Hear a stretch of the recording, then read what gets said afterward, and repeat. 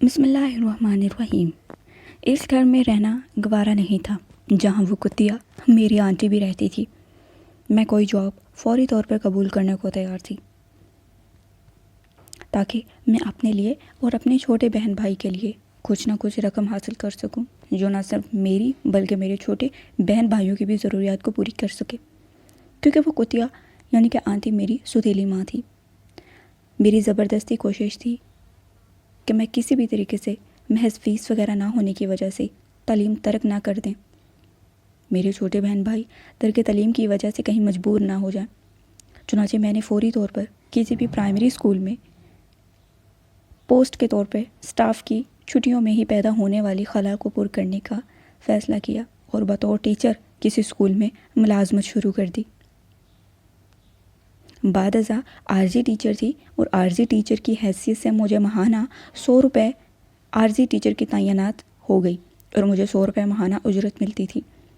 میں نے اس حالات کو مزید کرتے ہوئے وہ حالات دریافت کیے جن میں اس نے کال گرل کے طور پر کام کا انتخاب کیا۔ میری بڑی کوشش تھی کہ میں کو دل کا دلاسا دے کر اس سے ساری تفصیلات حاصل کر لوں، اور میں کسی بھی طریقے سے اس کی ساری تفصیلات حاصل کرنے کے لیے میں نے اس کو آمادہ بھی کر لیا۔ میں چاہتی تھی کہ وہ مجھے اپنے بارے میں ساری معلومات دے۔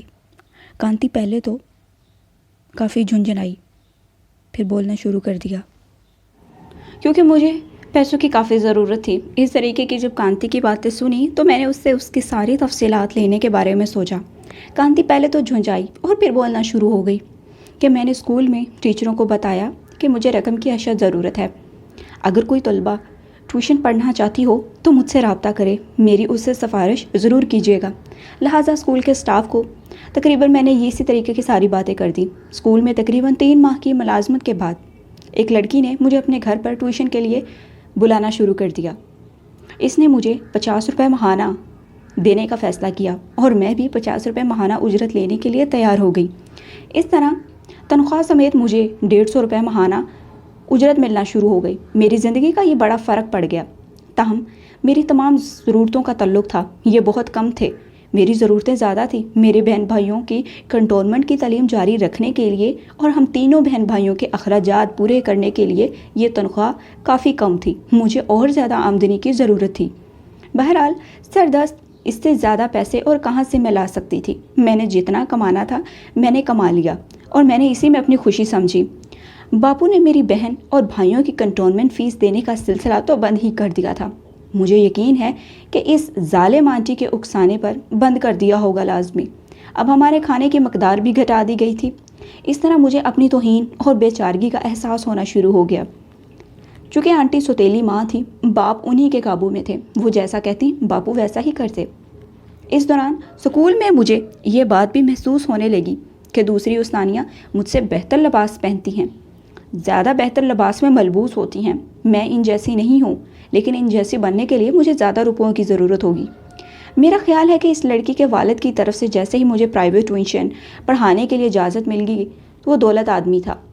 دولت مندوں کے پاس تو دوستیاں اور جان پہچان کافی ہوتی ہیں۔ چنانچہ اس سے پہلی ملاقات جو ٹیوشن وصول کرتے ہوئے ہوئی تھی، میں نے اس سے کہا تھا کہ میں بہت ضرورت مند ہوں، اپنی تنخواہ کی کمی کو ٹیوشن کے ذریعے ہی پوری کرنے کی کوشش کرتی ہوں۔ اگر آپ کا کوئی دوست یا کوئی رشتہ دار یا اس کے کسی بچے کو ٹویٹر کی ضرورت ہو تو توجہ سے میں اس کو پڑھاؤں گی۔ آپ کی نظر میں کوئی اگر ایسا بچہ ہو تو مجھے ضرور یاد رکھیے گا اور اس سے مجھے بھی کوئی فائدہ پہنچے گا۔ یہاں پہنچ کر وہ اچانک رک سی گئی۔ ایسا لگا شاید وہ اس سلسلے میں کچھ زیادہ نہیں بتانا چاہتی۔ چنانچہ کچھ دیر بعد میں بھی خاموش رہی۔ میں نے اس پر اس کے ماضی کے تجربات کے انکشاف کے لیے زور دینا شروع کر دیا، لیکن مناسب خیال نہ کیا۔ ادھر ادھر کی باتیں شروع کر دی۔ مجھے یہ تھا کہ میں اس طرح کی ادھر ادھر کی اور باتیں کروں گی تو کانتی اپنے بارے میں کچھ نہ کچھ مجھے ضرور بتائے گی۔ لہٰذا ساتھی استانیوں کے رہن سہن، مشاغل اور دلچسپیوں کے بارے میں سوالات وغیرہ شامل تھے۔ پھر میں نے اس کا موضوع پا کر بڑی ہوشیاری سے پرائیویٹ ٹیوشن پڑھنے والی طلبہ کے والد کا ذکر کیا اور پوچھا کیا اس نے کوئی مزید ٹیوشنز دلائیں تمہیں؟ اس پر وہ بیچاری پھر حیران زدہ ہو گئی اور اپنے دوبارہ سے تجربات بتانا شروع کر دیے۔ انتہائی غیر متوقع طور پر میری زندگی کا پہلا تخیر و خیز واقعہ پیش آ گیا۔ اس وقت میری عمر بمشکل 17 برس تھی۔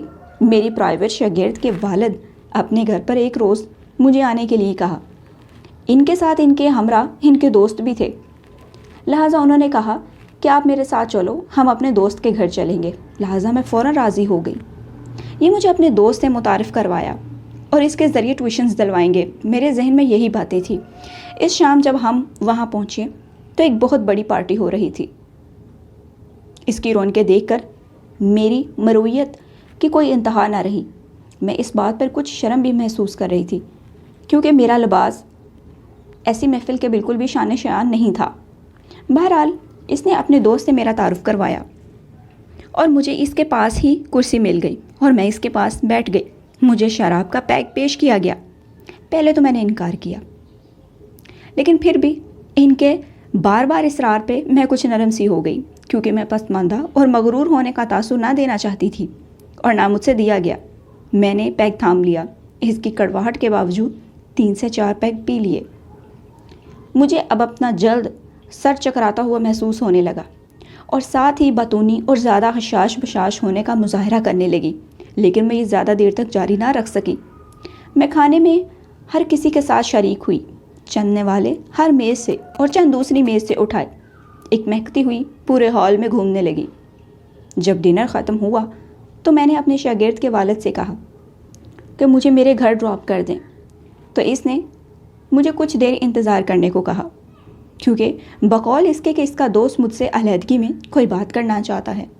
میں نے سوچا شاید اپنی بچی کی ٹیوشن فیس اور پڑھانے کے اوقات وغیرہ مقرر کرنا چاہتا ہوگا، لہٰذا میں بھی اس کے انتظار میں رک گئی۔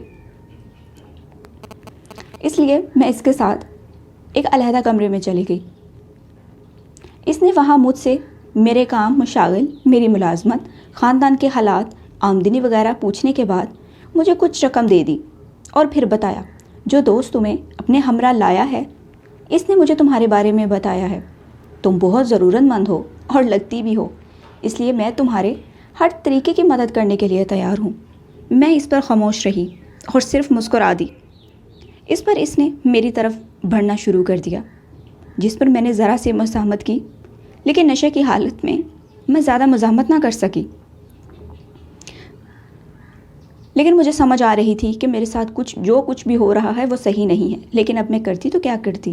نشے نے دماغ کو معاف کر رکھا تھا، اس لیے معلوم نہ تھا کہ اب کیا نتیجہ نکلے گا۔ چونکہ میں نے چند رقم پہلے سے ہی لے لی تھی اور میں خوش بھی تھی، اس لیے میں نے اس کو اپنے طرف آگے بڑھنے دیا اور اس نے میرا ہاتھ زور سے پکڑ لیا اور زبردستی اپنی طرف کھینچ لیا اور میرے ساتھ جنسی فعل کر دیا۔ تاہم مجھے اعتراف ہے کہ یہ حرکت اتنی خوفناک اور درد پہنچانے والی نہ تھی جتنی کہ میں سمجھ رہی تھی اور جتنا کہ میں نے سمجھ رکھا تھا اور سن رکھا تھا۔ لہٰذا میں نے اس وقت اپنے کپڑوں کو جھاڑ واڑ کر صاف کیا، بالوں کو سمیٹتی ہوئی باہر نکل آئی۔ باہر اس کا دوست جس نے اس پروگرام کو عملی جامہ پہنوایا تھا منتظر کھڑا تھا۔ اس حالت میں دیکھ کر میں جھنجھائی اور پھر پورے رستے وہ بغیر گاڑی چلاتے ہی خاموش رہا اور اس نے مجھے گھر ڈراپ کر دیا۔ کانتی نے بعد ازاں یہ بھی کہا کہ اس واقعے کے کئی روز کے بعد، کئی ناغے کرنے کے بعد اپنی شاگرد کو ٹیوشن پڑھانے کے لیے گئی۔ اس کے باپ نے مجھے فراغت کے بعد ٹھہرنے کے لیے کہا، جیسے وہ کوئی بات کرنا چاہتا ہو۔ اپنی بیٹی کو اندر بھیج دینے کے بعد اس نے کہا کہ وہ اس کی مدد کرنا چاہتا ہے، اسے کچھ پیسے ملیں گے، بشرط ہے کہ اس کی ہر بات مانی جائے۔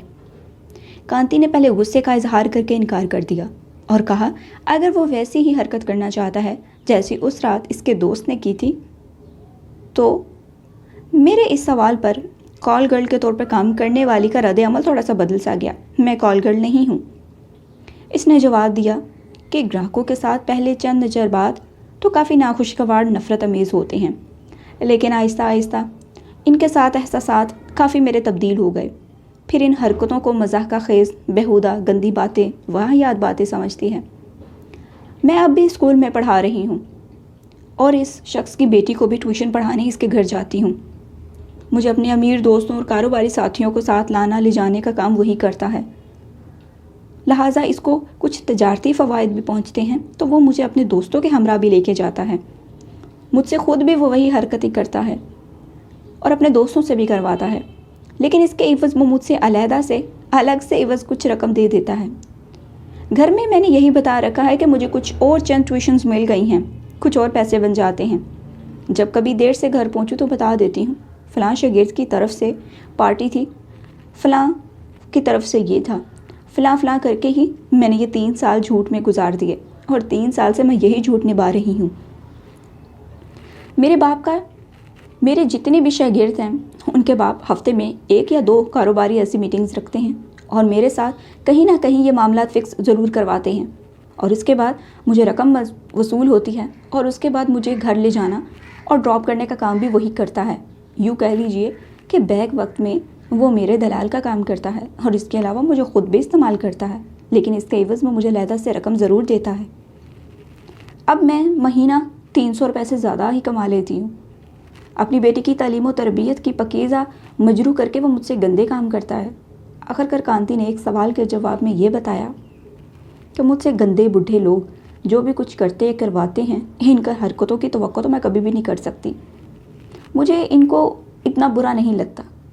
वो किस्म किस्म की हरकतें करके अपने आप को मुतमिन करते हैं, कोशिश करते हैं कि पेट की आग और बहन भाइयों को जो कुछ भी मैं दिलाना चाहती हूँ वो मैं उनको दिलाऊँ।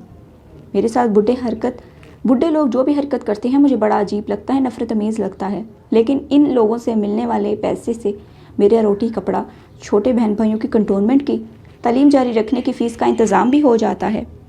घर से तवील गैर हाज़िरी इस मकरू माहौल से निजात मिलती रहे जो कि इस आंटी ने पैदा कर रखा था। अगर वो हमारी ज़िंदगी में ना होती तो आज हमारी ज़िंदगी का तर्ज अमल आज थोड़ा सा मुख्तलिफ होता।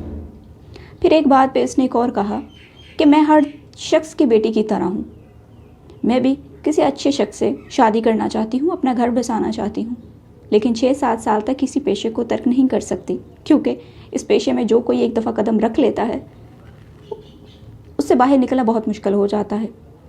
बहन को बयाना भी मेरी ज़िम्मेदारी है, उसको पढ़ा तो लिया, भाई को भी पढ़ाना है, उसको किसी कारोबार पे या नौकरी पे खड़ा करना है। ज़िंदगी के हालात बहुत ज़्यादा मुश्किल और टफ़ हैं, माली हालात भी अच्छी नहीं, तालीम की कमी है, और इस साइड बिज़नेस को मैं कैसे तर्क कर सकती हूँ जबकि इससे मेरे घर का ईंधन और घर का चूल्हा चलता है। मुझे यकीन नहीं कि मेरी शादी हो सकेगी या नहीं, मुझे अपना घर बच्चे नसीब होंगे या नहीं। ये खुफिया ज़िंदगी आखिर अश्कार होकर ही रहती है। कौन जाने ऐसी बातें मालूम हो जाने के बाद बीवी बनाए रखेंगे या नहीं।